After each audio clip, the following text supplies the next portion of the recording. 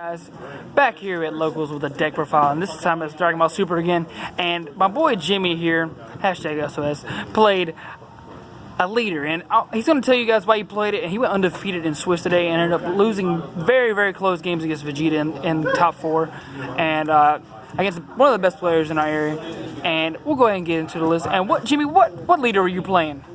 I was playing Frieza. Which one, Jimmy? Not the broken Frieza, but we were definitely playing the more unconventional Frieza that most people don't play. Why is he not gold? He's not gold because he was not worthy of Hollow. He's pretty bad, but under the right circumstances, you can make him good. So what's he do, Jimmy? At the end of your turn, you get to untap one of your battle cards, basically letting you dodge your opponent swinging at it, let you untap your blockers and stuff like that. And on the flip side, the typical draw one when it swings. Draw 2, yeah. Yeah. And at the end of your turn, it untaps 2 battle cards. So I decided when I built the deck, I thought about what cards you always really want to protect. And the first thing that came to my mind... We'll go ahead and get to it later on. This deck is spicy. It's not just regular yellow. Well, since I am playing yellow, I had to play 4 Crusher Ball. Crusher Ball, just like one of the best cards to ever happen to yellow. It's one of the powerful cards. Yeah, one of the main reasons people play yellow. This makes Mecha Frieza really good. Yeah, it lets you tap your opponent's cards for either Mecha Frieza to avoid dying. It can actually stop the God Break Goku's. So it's really good because a lot of cards get swing triggers even if you stop their attack. But if they can't attack, they don't get the triggers. Frieza's Call because playing 2 drops for 1 is just really good. And with this deck, you can actually use Frieza's Call turn 1 to play your pool, and at the end of your turn, you get to untap it so that it's safe from your opponents. So it makes Burner unnecessary in this deck.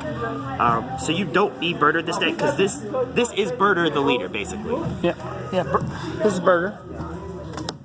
Makes all your dudes burgers. Of course, the 4 Avenging Friezas, just typical 1-drop, search stuff, get combos, and you need it for your evolutions. Guldo because tapping your opponent's This is like one of the best yellow cards. Yes. For example, I can play a Guldo, tap a Bulma, swing at the Bulma, and then at the end of the turn with the leader's effect, untap the Guldo so I still have it as a blocker. Basically, you just get rid of all the free combo cards. Yeah, it's also really good for if your opponent uses Vados' assistance and untaps a Kaba, you can actually play it to retap the Kaba and kill it. It's really good at the mirror match too. Oh yeah, that mirror match. Yeah, mirror match is. It might be common now because this deck is retarded. This deck is really good.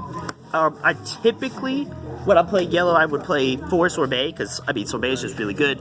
But because you're mixing it with red, you don't hit as often, so you can't justify playing 4. So I play Sorbet at 2. Dodoria's army. Dodoria because I don't feel like I should have to explain this. It's Piccolo. Yeah, it's Piccolo. We are playing 6 a pool. Just a pool and Soy. They're playing just straight beat down. When your opponent gets to 1 life, every time you swing with one of these, you're negating your opponent 1 card. They have to discard a card to live. So every turn, for every pool you have, your opponent's losing 1 card. So I was in a situation today where I had 5 of these, and my opponent was negating 5 cards every turn because every time I swing, they have to discard a combo in order to live. So every turn, my opponent is going -5. Even though I'm not getting a whole lot of pluses myself, I'm making my opponent neg. And my opponent can't stop it because at the end of the turn, I'm just going to untap him and you can't swing at it. 2 Eraser Gun, because... this is Threatening Roar. Yeah, it's Threatening Roar. I usually play 4, but the need for it isn't as large because of the fact that you're able to untap your battle cards and they can't swing at you. This is Raccoon for the deck. Yeah, this is Raccoon. This is the only Ginyu Force you can play. So Raccoon's really good when your opponent's trying to kill you, they're trying to go for game, you can just stop their whole plays and just go back to you. Nah, Goldo's Ginyu Force, don't forget him. Oh yeah, I'm lying. King Cold. I typically side out King Cold. It's just like this card, but it's a body. Yeah, I typically side out King Cold games 2 and 3, but game 1, it's really good for catching your opponent off guard. Had a situation today where an opponent of mine thought that I left 4 attack for the Eraser Gun, so when they swung, they were not expecting to King Cold. He kills their creature, you combo over to keep it alive, and then you tap another creature. And so then on your turn, when you swing, you just get to untap it.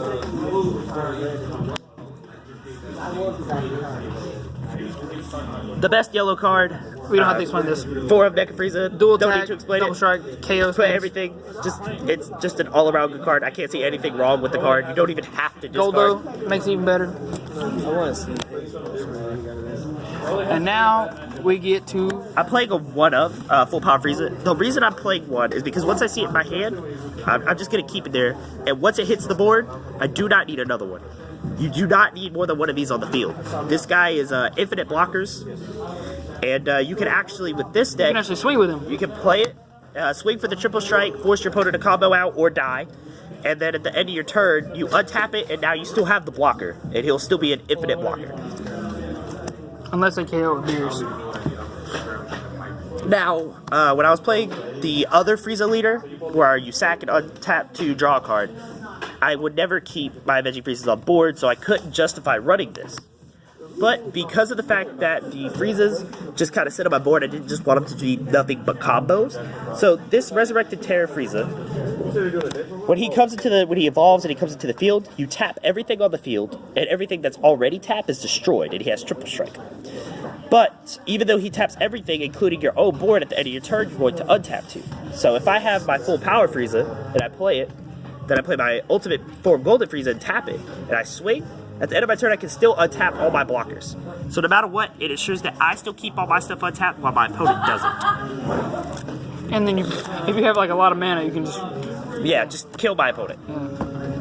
Now, here's what really made the deck justifiable. I tried many different builds. I tried a blue build with this leader. I tried a green build with this leader. And nothing really made the leader any good. Because the entire time I just kept thinking to myself, well, what if they just leave me at 5 life?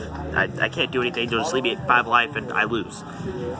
So, we put in, perhaps, the ultimate reason to run red, the 4 Saiyan Kamas. Well, fuck that card. Now, once you play a Saiyan Kama in this deck, if you have it sideboarded, this guy guarantees you Awaken. So you just play it, you swing, you take one of your lives.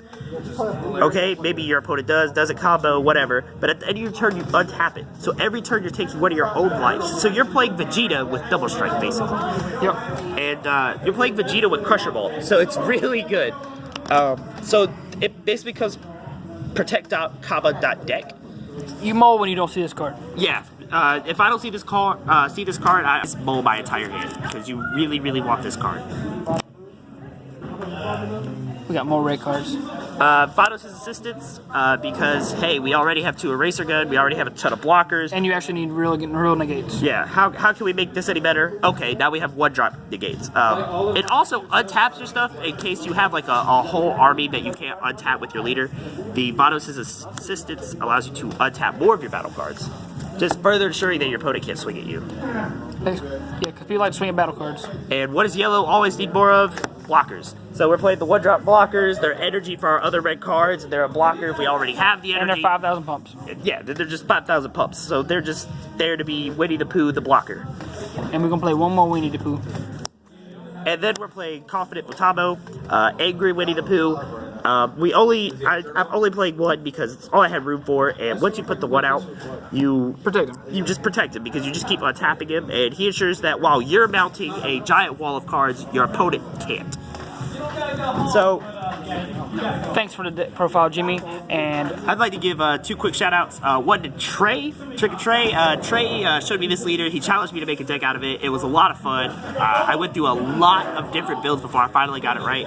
I'd also like to shout out Frankie Mills. Frankie Mills encouraged us to try new leaders so that the game doesn't get stale because of the set not dropping till November. all right. And shout out to the wise guys and deuces, guys.